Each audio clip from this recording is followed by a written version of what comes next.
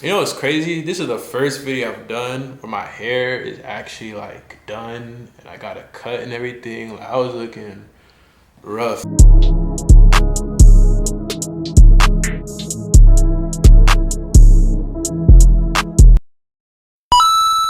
Yo, what's up YouTube? Back again with another video. Now today's video is going to be a little bit different. Today's video I'm actually going to talk about how to get some motion. Basically how to move out at 18. For me, in my personal experience, I moved out when I was 18. I just felt like I needed the freedom. I needed to explore the world. I just needed to be me.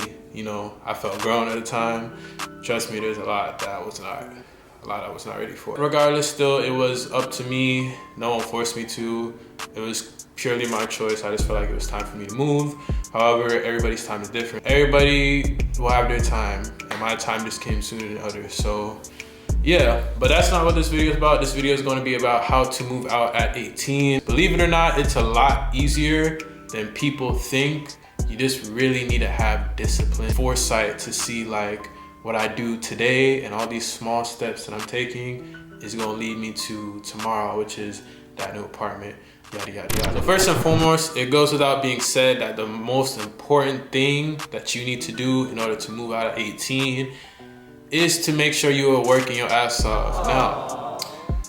Now I should have stated this in the intro, but no, this is not no ATL money glitch, get money fast, get rich in 60 seconds. Nah, this ain't none of this. This is real deal advice for niggas that's trying to get put on or who are overseeing the small stuff in life.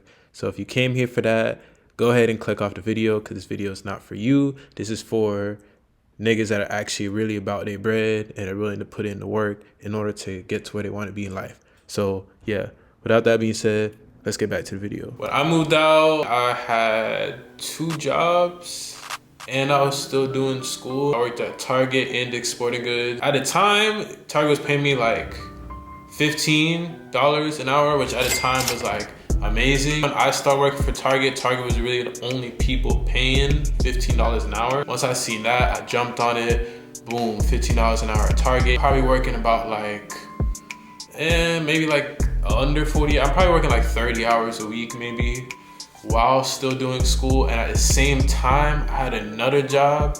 I worked at Dick's Sporting Goods. I was a footwear associate. So there's no excuse for y'all unless you got a child or something like that. But if you don't got no kids, if you don't got nobody that needs to depend on you for nothing like that, you got no type of excuse. So damn, I should back this up. Hold on, see, I can use my hands. Hold on, give me 1 second. Let me see something real quick. All right, that looks so much better. Why did I not even think about doing that? Anyways, yeah. First thing you do is work your ass off. That's the utmost important thing. I don't know. Hello?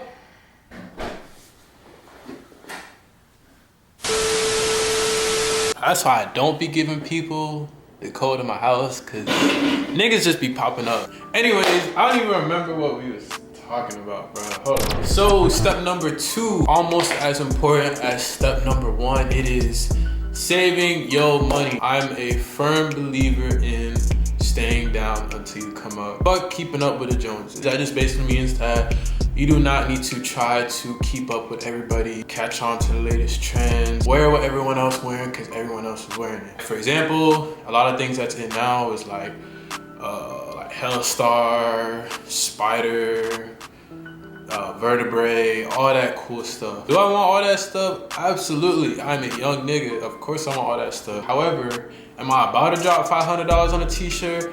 Fuck no, I'm not gonna drop $500 on a t-shirt. Same thing with the shoes, right? I love some J's. I just got some Thunder 4s like a couple weeks ago. I am now in a position to actually buy that stuff. However, when I was 18, I could not afford that. Check from Target and Dick's like might have been like cumulatively $1,000 for both of them for the week.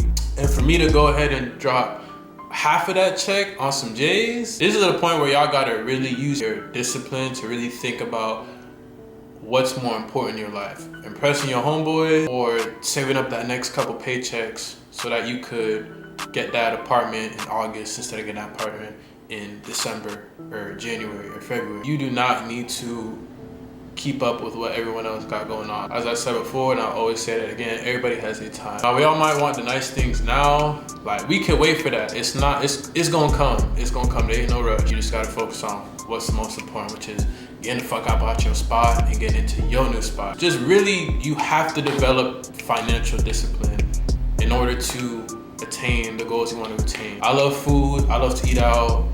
I'm not gonna eat out all the time. You better pick up a cooking habit and learn how to throw in some Uncle Ben's 90-second rice and some frozen chicken or something like that, and some broccoli. A $6 meal, a $7, $10 meal versus you going out spending $30 on appetizer and entree and dessert with drinks, run up like $80 for yourself alone. Of course, go out, like, have fun. Yeah, if you gotta spend a little bit of money on the weekend, sure, but you gotta really try to save your money, because what's most important is not the shoes you're gonna wear on your feet for one flick, but the house you're about to move into for the next year. And I wanna address it too, because people might be like, oh yeah, I know this. A lot of people know this. A lot of people know a lot of things and do not act on them. A lot of people know that they gotta eat healthy to stay in shape, but they don't act on it. A lot of people know that they gotta save money to pay their bills, and they don't act on it. They'd rather fucking go into credit card debt and shit.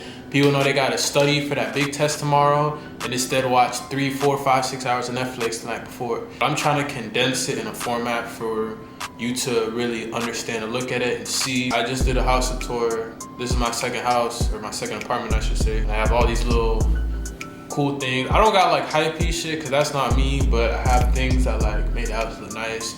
Obviously it costs money to put together. These are known things, but a lot of people choose to either not act on it because they don't have the discipline or willpower, or they don't see what it will bring you. Like, I literally moved out, and I'll show you a whole tour of my first apartment. I literally moved out when I was 18. It run me like $1,700 a month. It was about like 800 square feet. Might be like, what the fuck? That's a lot. But South Florida, rent is insane here, bro. Rent is ridiculous.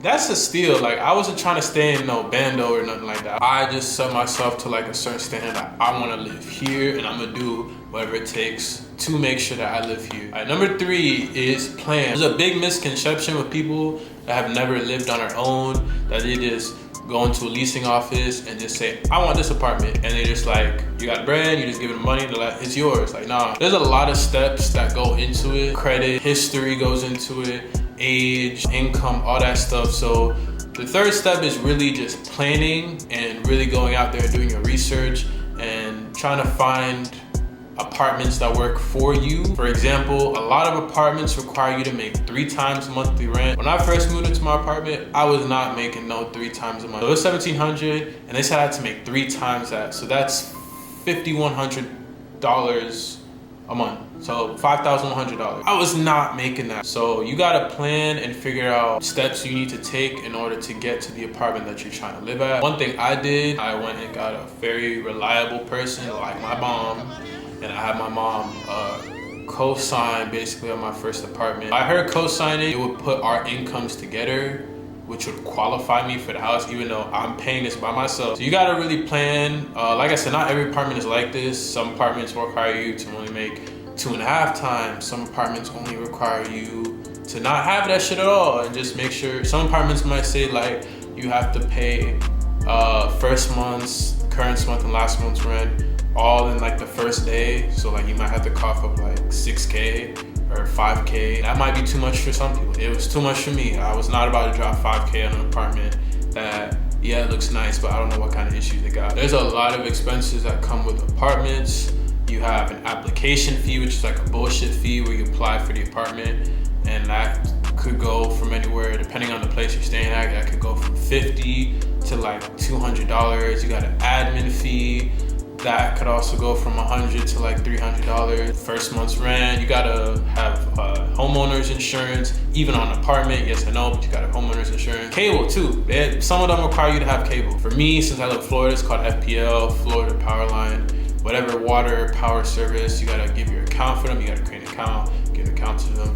all that stuff. So just really plan out, look at the requirements for the apartment and see like what you need to qualify for this apartment and what everything that's gonna be due, because you're gonna look dumb as hell. You go through all these hurdles because you know you got the bread, and then they start asking for all this stuff and you don't even have it. So yeah, step number 3, definitely plan. Step number 4, basically just be patient. I had a lot of apartments that I missed out on just because I was trying to get all my shit together. It was discouraging at the time. It just didn't work like that. Never rush the apartment process. The last thing you want to do is end up getting stuck in an apartment that you hate. So just never rush it and just take your time with it. It's not going anywhere. The apartment might be given to someone else. There's millions of apartments everywhere. If you miss out on one, it's not gonna be the end of the world. Anyways, that's gonna do it for this video. With that said, don't forget to like, subscribe, all that fun stuff. And yeah, I'll see you on the next one. Deuces.